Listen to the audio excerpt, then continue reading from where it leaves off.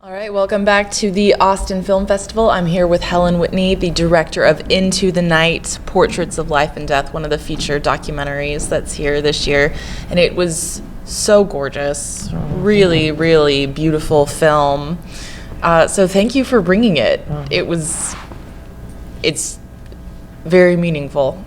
It's very deep.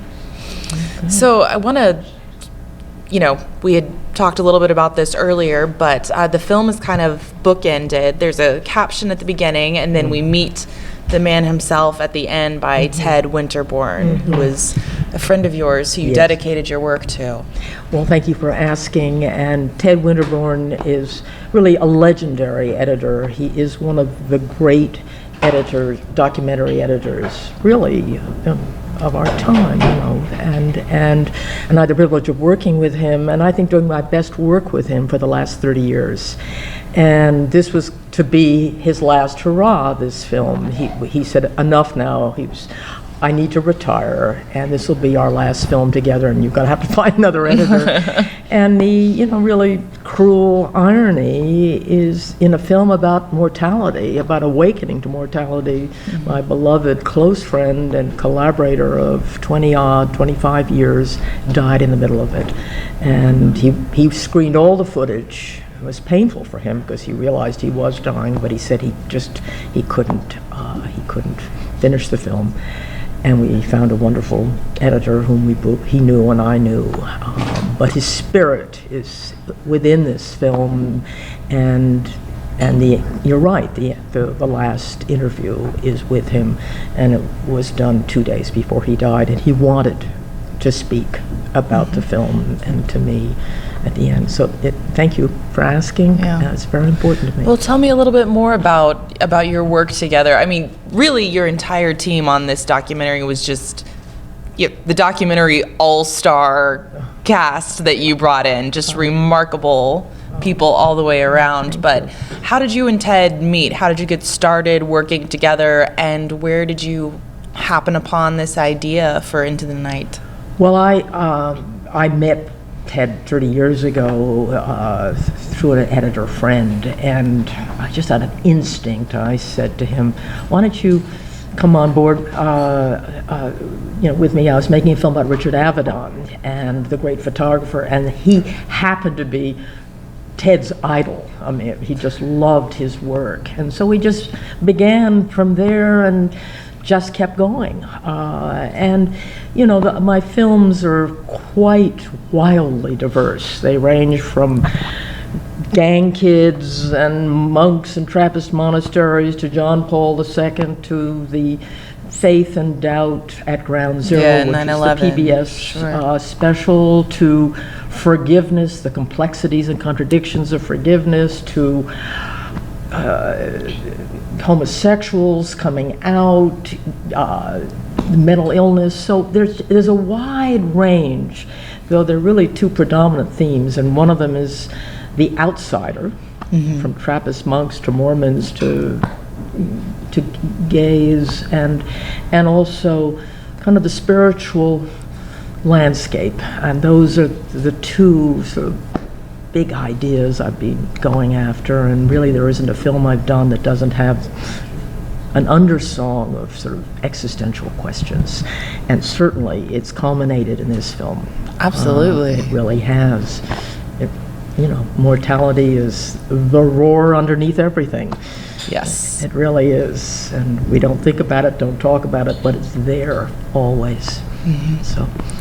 You mentioned Ted's favorite photographer, and that's not the photographer who's present in this film, not as an interview, but Rocky's photography is really part of the storytelling. He actually did, absolutely. I don't think we can get it over here, he did the Austin Film Festival poster this year. Fabulous poster. Beautiful, beautiful wonderful, work. Wonderful.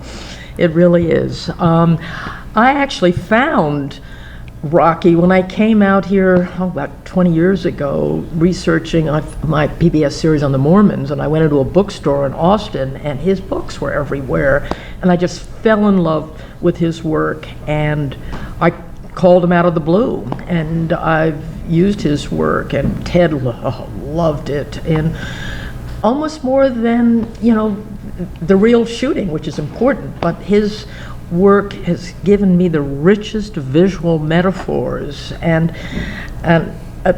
Rocky may disagree about what his themes are, but for me, he may well. and you should talk to him about it. But I went to him particularly on this film because I think he understands mystery at the heart, at the very core of our lives. I mean, this man is so alive to that porous sort of boundary that's really quite open between the living and the dead, the quick and the dead. And he also understands aloneness. I mean, those portraits of people who are not lonely, but alone. And if anything that this film is about, it is about this common experience that we all go through, mortality. How do we live with death in our eye? What is our attitude about it? What is our story? We go through all that, and yet we do it alone. And you see Rocky's pictures are throughout this film, and the opening tease are people really meditating alone on that question, but they are together as well. So, I mean, he's throughout the film, what can I say?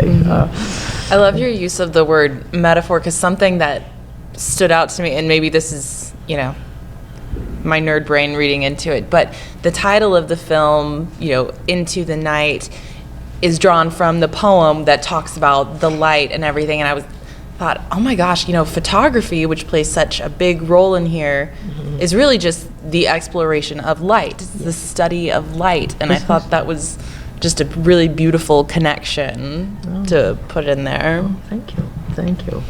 He does that for me. Yeah. So, near the beginning of the film, there is a really, talk about your light, beautiful, beautiful shot of Gabriel Byrne alone on stage, reciting the Dylan Thomas film that some of the main themes of the film seem to really draw from.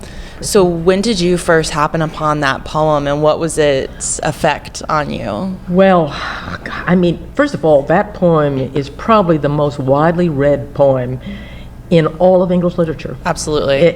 Everybody knows at least the first line. If you don't know the author, you at least go, oh yeah, I know that one. Everybody knows it, and I think you read it differently at 12 and at 20 and at 50. I do think that, but I remember reading it, and when I was younger, I really identified with the rage part of it, the resistance part of it, his exhortation to not go gently, and I loved it. I loved the tenderness. It's a poem written to his father, who is dying and saying, "Don't leave me." But as I got older, I think I responded more to, not the anger, but it's almost anthem-like quality to live then and resist just by living more intensely in the time it's left to you. So I do read it quite differently, but I always, from the very minute I wanted to do this film, I knew that poem would be central, because it allowed me this palette of possibilities, of different ways of going into the night, and not pushing on people, you must find acceptance. That's the only way. If you don't, you're a spiritual underachiever. It was, all right, you can go with radiant acceptance. You can go with rage. You can go with anger. You can go with gentleness. You have to find your way. And that's really the message of the film. Make a choice before you're diminished and in ill health and traveling through this terrible healthcare system of ours. And because you won't have a choice whether to go gently or in anger. Right. We decided, I and my team, and I don't want to talk about who also worked on this film, that we were going to make a film about life as well as death. The film moved away from What's Next, which is its first title, What's Next, Afterlife or Oblivion? And there was a binary opposition to that led us more into important questions. What do we think is next, what's of value, but it became more, how do we live knowing that we will one day die, and what is our attitude going to be? And that's where the poem was so helpful, and the tease is meant to say there are many ways of going into the night, but make a choice. Make a choice. Live consciously. Yeah, I had a moment when I was watching that scene with Gabriel in particular, which it's an incredible delivery of the poem, if nothing else. And he's awfully cute. Oh my gosh, Gabriel Byrne. Be still in my heart. Indeed. I know. But I had this flashback to 10 years ago when I was at an acting school in New York, and we had a scene study professor give us all a copy of Letters to a Young Poet by Rainer Maria Rilke.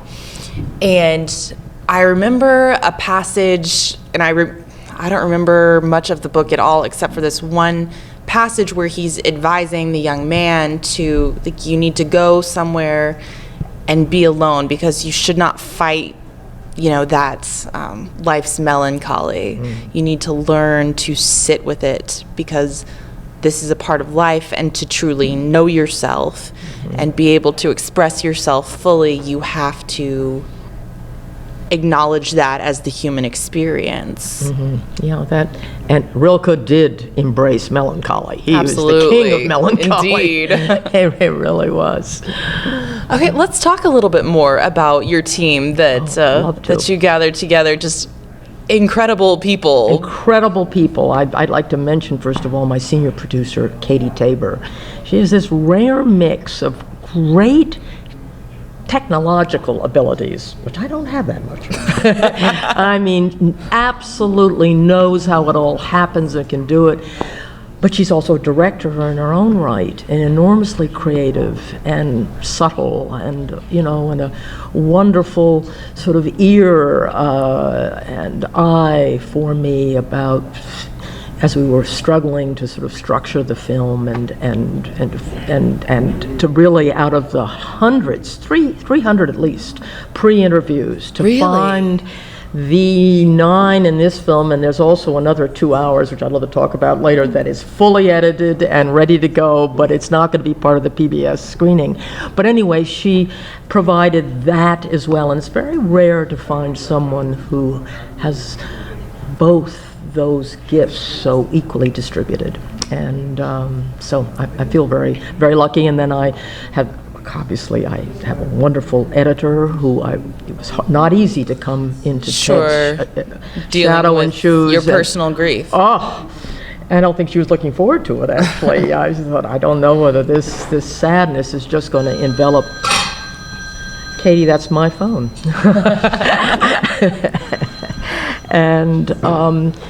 And then, and she was terrific. And then I have Janie Barnes, who came on as a sort of an advisor. She and I once had 2 or 3 times had co-written a film together, and so she came in for a while. And then my director of photography, Paul Sanderson, superb. It's beautiful work.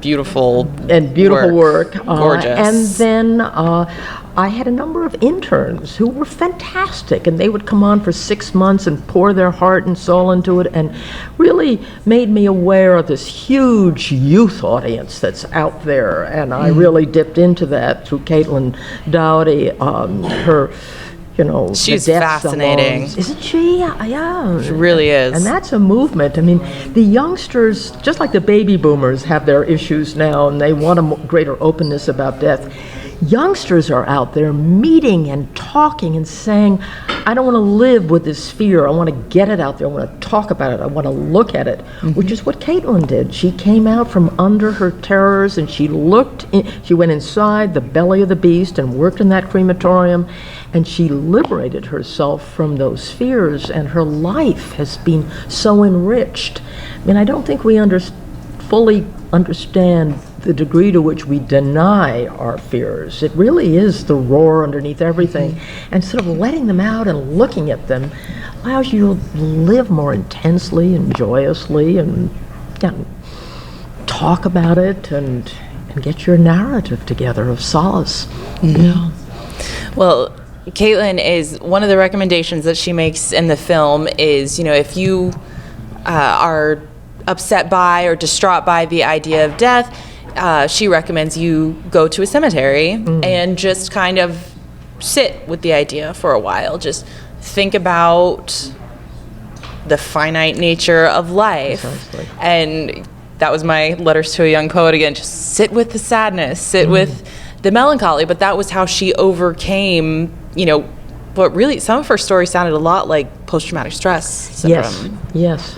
That was a shocking incident to Indeed. be a child at a mall terrible and have another thing to child witness. just fall off the top down the escalator and just her body splattered on the Yes. floor near you. And I think her parents handle it the way most of our parents did in that generation. Yes. Don't talk about it. It'll go away. It'll go away, and it doesn't. No, it does really not. doesn't. It doesn't.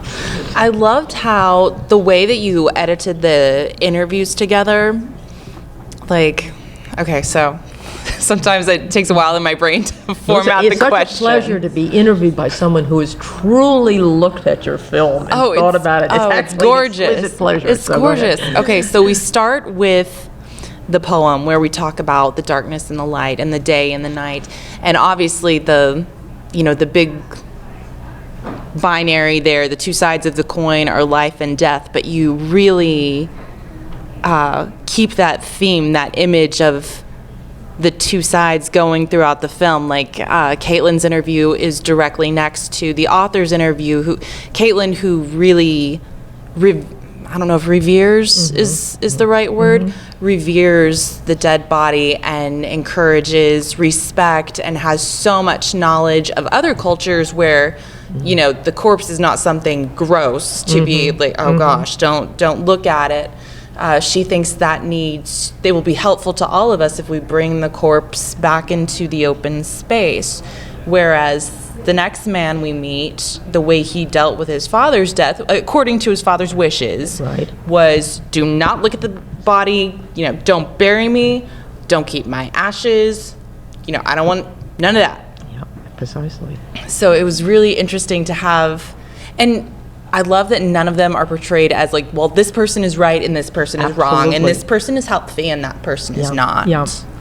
He, though, interestingly, he comes to Caitlin's point of view because by ceding to his father's wishes, he really has something of a breakdown for many years and can't write. And he realizes that while he'll never be a believer, he needs to get his story together. He needs to come to some kind of peace with the body. And he has to find an atheism that works for him that's deeper and more profound than that of his father. His father couldn't say anything at the end. He just said, there was no meaningful conversation, and so he really does follow Caitlin in a very meaningful way. He comes to her point of view, really, and I think his narrative is, he finds his solace in nature. He does, coming to terms. That's why he wrote that book, Being Dead, which opens up. But he violated that and had to come back and find it. And now he said, I have a narrative that, when the doctor comes in and tells me I have 2 days to live, he said, I can't say that I have armor without any holes in that armor, but at least it's something. And I'm living consciously with it. Yeah, so... One of the other things that you chose to put in, and I'm curious how you chose these, there was a lot of recurrent imagery, the image of water, which kind of, for me, is both, this is my nerd brain again, is both, the great unknown of the sea, the vastness, the darkness, which to a lot of people can signify death, but water is also the stuff of life and of birth, sorry guys, amniotic fluid, to say the womb. Right. The cycle of life. So I'm interested, and also nature came into almost every narrative, I noticed. Yep, and meant to, because I do think for many people, if there's one of the big surprises in this film, and it comes back to your question, nature, is I thought the narratives of belief were going to be hardier and stronger. And I discovered yes, the near-death woman had an experience that gave her the greatest equanimity of all that I've ever heard of. And all the hundreds of people I spoke to going to the night, Phyllis Tickle had the greatest peace, and I think that near-death experience did it. But Gabriel Byrne says, and it's in part 2 in the last 2 hours, he said, we're all at some level terrified of annihilation and death and diminishment, and we profess this great belief, but we are doubting Thomases at the end. And I did find that for many people, even the believers, at the end, the narrative of solace was love, nature, finding a kind of peace in nature, sense of gratitude for just being here at all.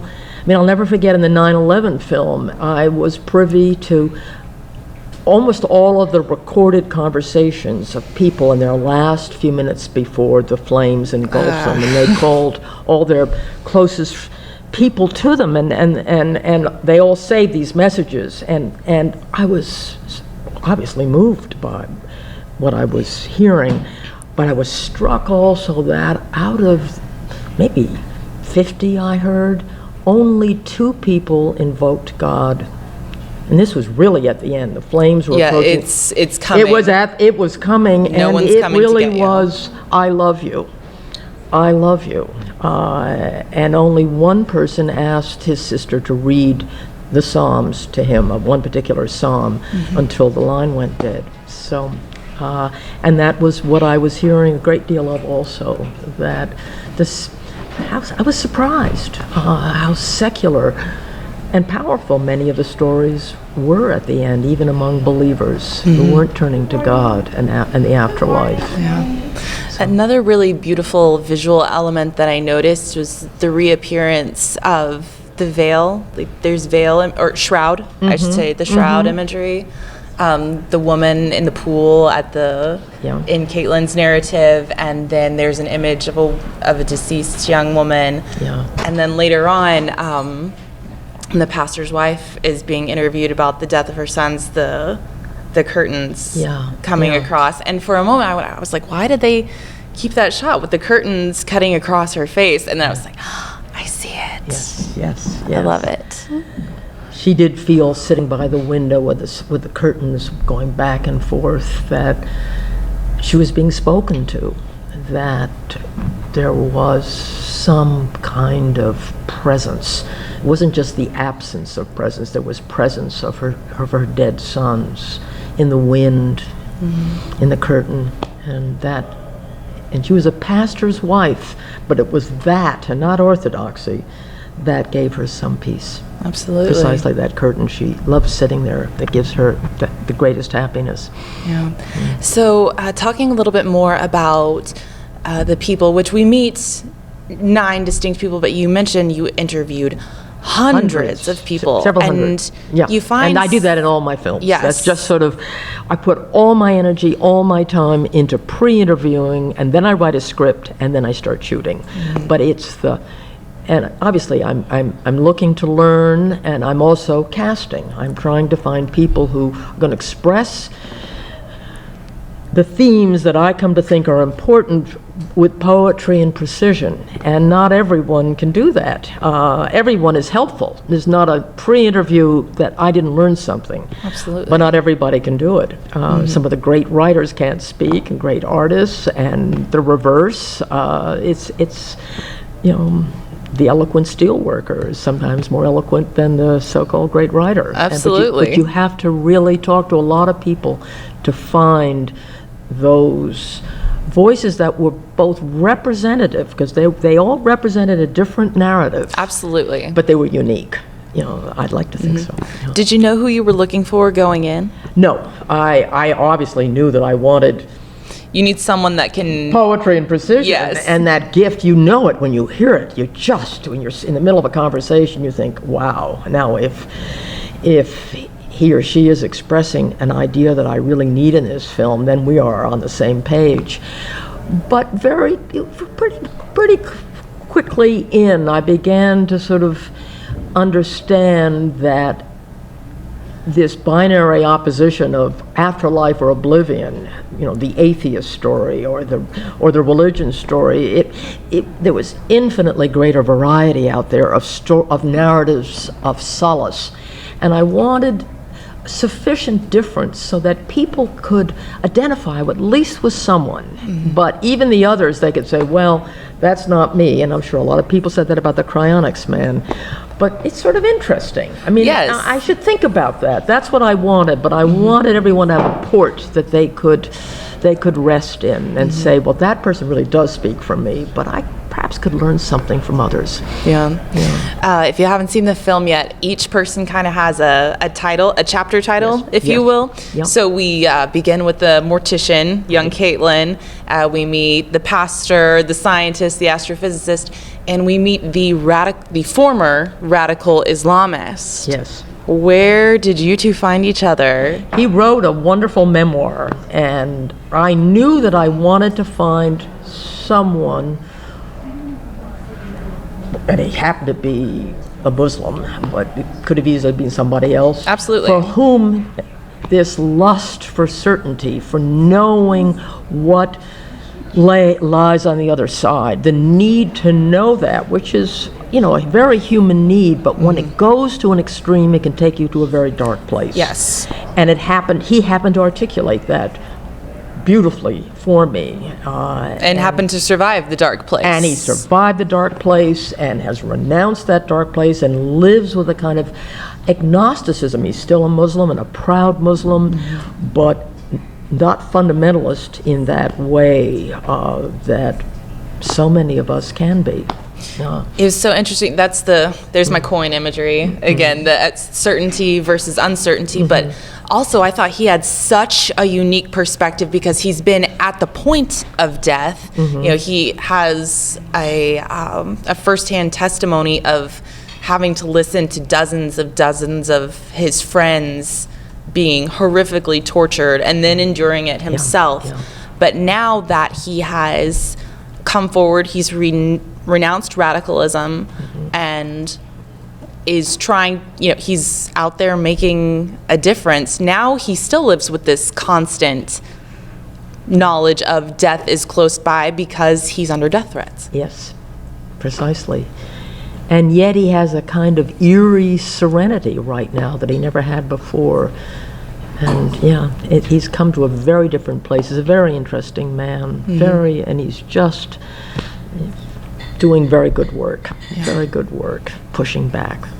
So. Another voice in the film that we don't meet face to face is your narrator, who is actress Sharon Stone, who had her own very near miss with death once upon a time. So how did she get involved? At the very end, I was looking for a certain kind of voice, not a theatrical voice, not an actor voice, someone with a voice that very rich, like a cello, very instrumentally rich, but could be the voice of your neighbor, of your friend, and could create the sense of intimacy that this person, and it was written that way, the narration was written that way by me, it came from sort of my life experience, that you're listening to the interior conversation of someone. It had to have that intimacy, that non-theatricality, and the richness of timbre. And I listened to a lot of voices of different actors, and then when I heard about her life experience as well, having had this extraordinary near-death experience, it was a great fit because everyone in this film, whether they're dying or healthy, many are dying and many have died in the film, they have been shocked by an experience into realizing that death is real. It's not an abstraction. It's real. It's upon you. And she certainly had that experience. So I thought she would bring to the narration that extra dimension of understanding.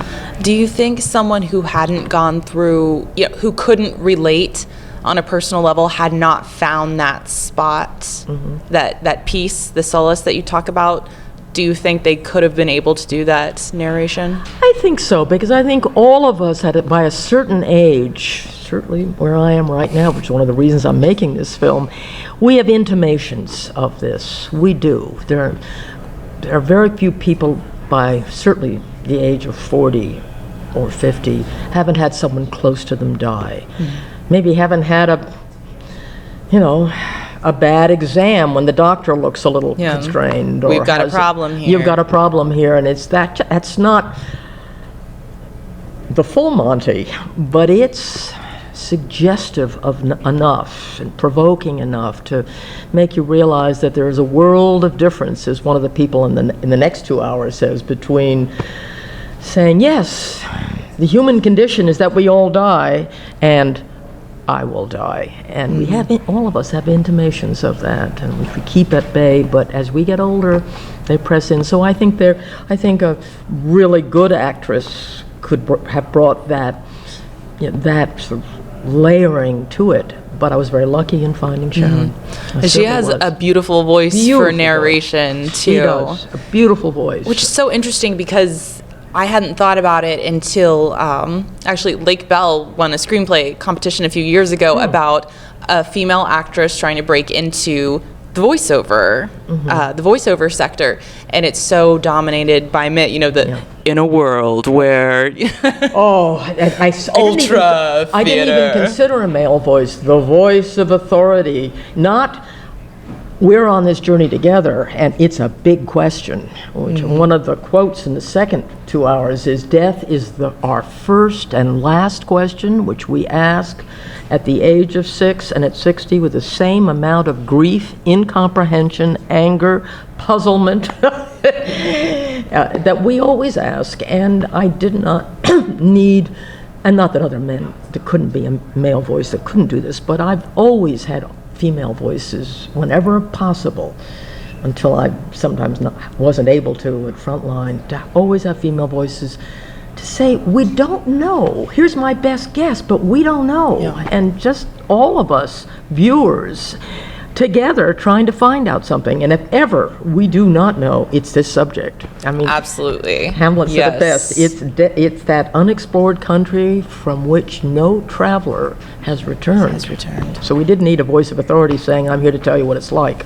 Yes. So the closest thing we get to a voice of authority, I guess you could say, a traveler returning, if you will, is Phyllis. Yeah, you're right. And she brings up Hamlet and says he's wrong. Yes. People do come back. But she is one of the people that you talk to who actually does not see the premiere of this film.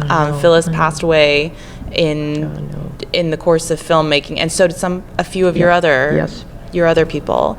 So how do you carry on with their family and their friends, do you try to keep them involved in the project? Or? Absolutely, and it's a good question, and Katie's very involved in that as well. We're hoping that they'll come to screenings in New York and spread the word among their friends, and then I've developed relationships with them. I mean, I call occasionally and see how they're doing. Katie will be calling, and you can't go through this even talking about it, as Jim Cracy says. He says his wife tells him, get a grip. But he said, with me, he opened up in a way that was uncomfortable, but I think he was glad he did it.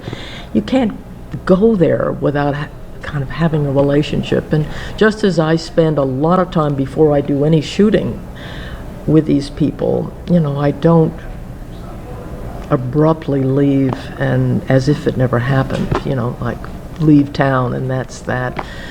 And I hope they love the film. It'll mean a lot to me, and I do wish Phyllis was around. I do. Well, I think this is a great memorial for her. I also loved the moment, and this sounds like a weird thing to say, sorry, but you'll get it when you watch the movie. When he's building his coffin, he decides he's planning his funeral, he's making his arrangements, getting his affairs in order, and he can't come to that place where he's put his stamp on it. Okay, I'm good with it, I'm done.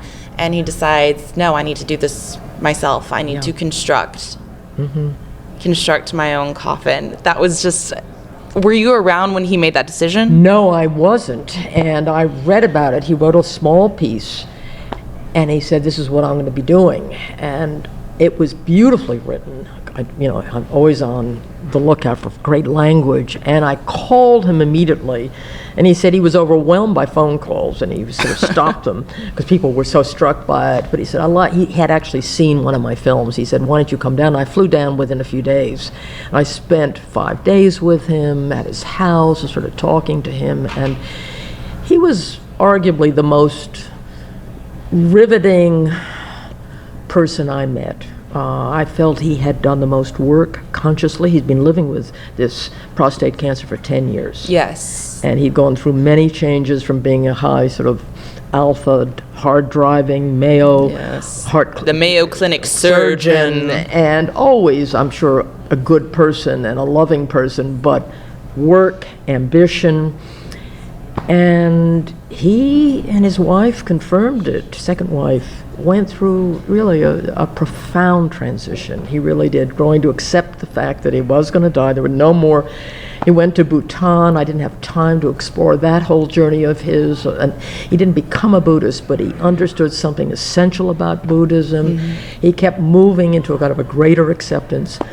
He would have loved to been able to embrace a Christian story. He couldn't. He honored those who could, but he couldn't. And his narrative was love at the end. His greater capacity to love through becoming close to death and accepting his mortality. He said he was, and not everybody has that experience, but for him it was truly transformative. And he died with with equanimity, even though it was not a good death. It was, with all the money and the support he had, it was painful. He thought of checking out as well. At the end of the day, cancer's ugly. Yeah, it is, and so he didn't romanticize it, but he still would never have gone back to the way he was before, which is quite extraordinary. That's beautiful. Yeah. Well, one of the things that I tried to take a little bit of Caitlin's advice, all of their advice, really, which was to, when I was watching it, I was kind of like, okay, so I need to look for my spot, start looking for my spot to find that peace in my mind, which the only time I've always thought that, had the very general, well, death is a natural part of life and it just happens, and, which on a logical level, I knew, and we all know. But the only time that I've had a moment of actually thinking hard about my own death was when, the first person in my family that I lost was my grandfather. And one, in my opinion, very wonderful thing that he did for his wife and children was he had signed advance directives. So that, which is something that means you've made your arrangements in advance, in regards to if you'd like to be taken off life support when the time comes. And he had already made those arrangements, so it was not, my grandmother and my mom and her siblings huddled in a room trying to make this terrible decision. And ever since then, I've thought, gosh, everybody should have one of those. That's the kindest thing you can do for your family. And so one day I decided, okay, well, I'm going to be a responsible adult. I'm over 25 now and I can rent a car, so I'm going to do this. And when it came to the moment of signing it, I just had this horrible sense of foreboding and darkness, just this moment of, it was I didn't think about the poem, but it was you're not going to fight, you're not, when it comes to it, are you not going to try, which seems silly because that's not the kind of situation that advance directives are for. But yeah, that moment, the only time that I've tried to seriously consider my own mortality was just, I couldn't do it. I can't, I'm not going to, I can't think about this right now. I need to. You got to try again and again. I agree. It doesn't come the first time. So it was nice to, watching the film was really an experience for me of, back to my Rilke, like sitting with that moment of sadness and just the sadness is not gonna destroy me. It's not gonna kill me. So young actors, if you'd like your own Rilke experience, I think it'd be very, very good for you guys to watch this documentary. It's it'd be very, if nothing else, very good character research. You hear so many people's deepest thoughts and feelings about the subject, the great human question. So to close, I have to ask, do you have a narrative that you want to share? Do you have thoughts you want to share? I think what came out of it for me, which is not really a narrative, I'm an agnostic that's been looking for faith my entire life, and I haven't found it. Visceral faith. But it's led me into fascinating areas and Bible study groups and off to do the Pope and living in a Trappist monastery. So that to the side, I think what was so reassuring to me, and it really comes in the opening of this film, is that sense that we're all in this together. And these hundreds of conversations that I've had with people struggling with these very same questions made me as that dying patient who opens the film, who says it was her last dream before she died, was alone in the boat. But all these other boats, all these other boats are around me, and their lights are on because they're all up at night thinking about the same thing, and I can't quite reach them. I can't quite talk to them, but just knowing that they're out there wondering with me around and through these big questions, it's a great comfort, actually. It's not a fully developed narrative, but it's been enormously reassuring. All right. Well, congratulations again on the film. It's beautiful, beautiful work. And I know that Ted Winterbourne would have been really proud, really honored by it. Thank you for that.